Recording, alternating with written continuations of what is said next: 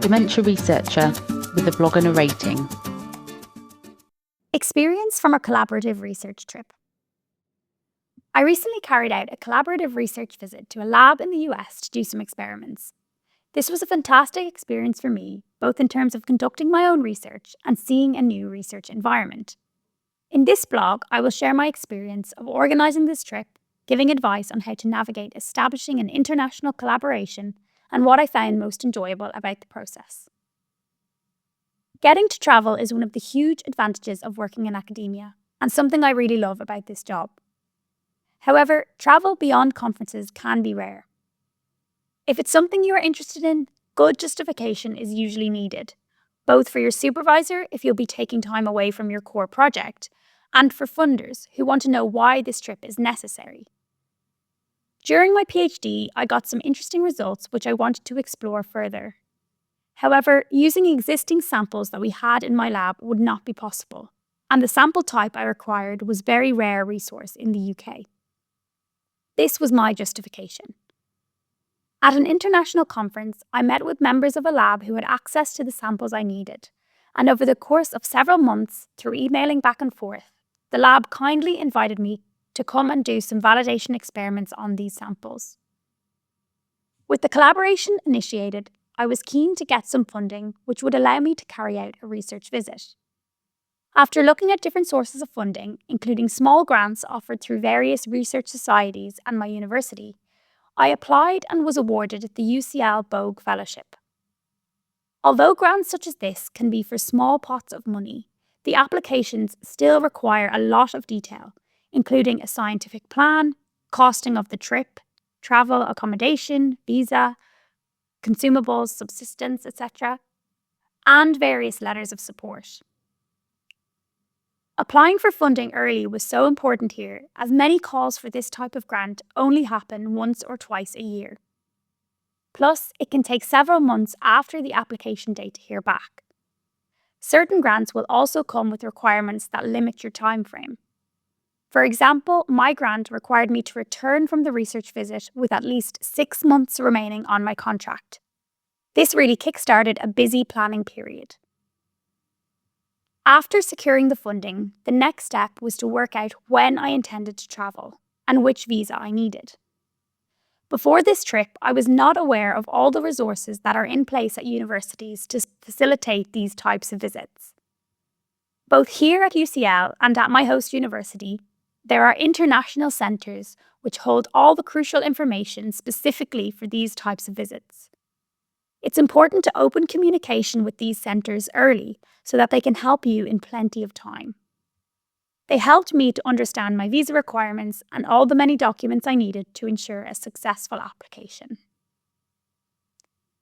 All while applying for and waiting on the visa outcome, it was time to start planning experiments. As this had already been sketched out for the writing of the grant, I had a good head start. But getting to the nitty-gritty of choosing the exact samples, creating a list of consumables required and how much of each thing needed to be ordered, as well as a timetable of how long the experiments will need, took time and communication with my host lab. As I was working with human post-mortem brain samples, the tissue requests needed to be got to the repository team as early as possible to ensure the samples would be ready on my arrival. After about 6 months of planning and coordination, I arrived in California in a September heatwave. As with any first day, I was nervous showing up at the lab. However, my nerves were soon soothed as I met with the postdoc who was acting as my main host, and the wider lab. Everyone was incredibly welcoming, showing me the lab, going through the reagents I needed, and making sure I had everything to get started. As with any new position, I needed to do some mandatory trainings as well as check in with the International Centre to confirm my visa status. Make sure to include these things in your plan, as days can quickly be eaten up.